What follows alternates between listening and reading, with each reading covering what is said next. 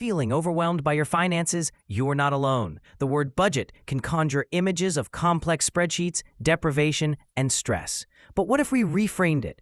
A budget isn't a financial straitjacket. It's a powerful tool for freedom. It's your personalized roadmap that tells your money where to go, so you're not left wondering where it went. This guide is designed for absolute beginners. We'll walk through the process step by step. 1. Change your vocabulary, change your perspective. Before you even look at a number, let's change the narrative. Instead of thinking, I can't spend money, try thinking, I get to decide how my money supports my goals. This shift from restriction to empowerment is crucial. A budget gives you permission to spend on things you love by identifying areas where you can spend less on things you don't. Gather your tools. Keep it simple. You don't need expensive software to start. The best budget is the one you'll actually use. The pen and paper method. Classic, tangible, and effective. A simple notebook dedicated to your finances. Spreadsheet, Google Sheets, Excel. Offers flexibility and can automatically calculate totals for you. Many free templates are available online. Budgeting app. Ideal for on-the-go tracking. Many sync with your bank accounts. We'll discuss popular free options later. Principle. Start simple. Complexity is the enemy of execution when you're a beginner. 3. Track every single expense for 1 month. This is the most critical step for beginners. For 1 full month, you will record every penny you spend. Yes, every coffee, every snack, every subscription fee. The goal here is not to judge, but to observe. You can't create a realistic plan if you don't know your current reality. How to track?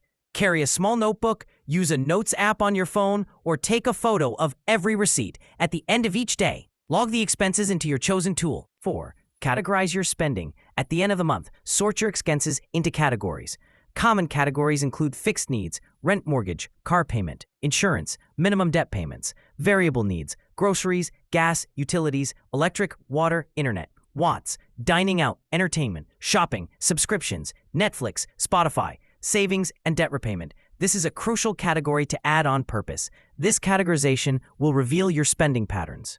You might be shocked by how much you spend on takeout or subscription services you rarely use. 5. Calculate your monthly income. This is your starting point. Calculate your total monthly take-home pay, the amount that hits your bank account after taxes and deductions.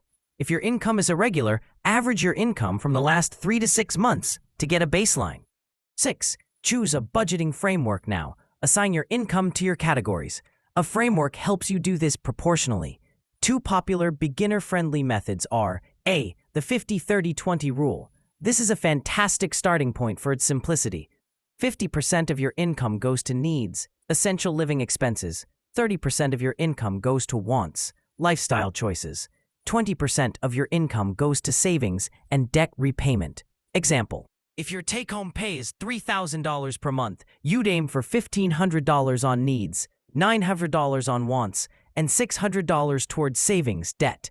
B. Zero-based budgeting. ZBB gives every dollar a job. Your income minus your expenses equals 0. This doesn't mean you spend all your money. It means you allocate every dollar to a category, including savings and debt payments. It requires more detail, but offers maximum control. Set realistic goals. Your first budget is a draft, not a final decree. Based on your spending tracking, set realistic category limits. If you spent $600 on dining out last month, setting a goal of $50 for your first month is a recipe for failure. Aim for a challenging but achievable reduction, like $400. You can adjust it down further next month. 8. Leverage free budgeting apps. Technology can automate much of the tracking work. Here are excellent free options. Mint, one of the most popular free apps. It automatically syncs with your bank accounts and categorizes transactions. Pocket Guard simplifies budgeting by showing you how much you have left to spend after accounting for bills, goals, and necessities. Good Budget, a digital version of the envelope system. You allocate money to virtual envelopes. For each category, note, always ensure any app you use has bank-level security.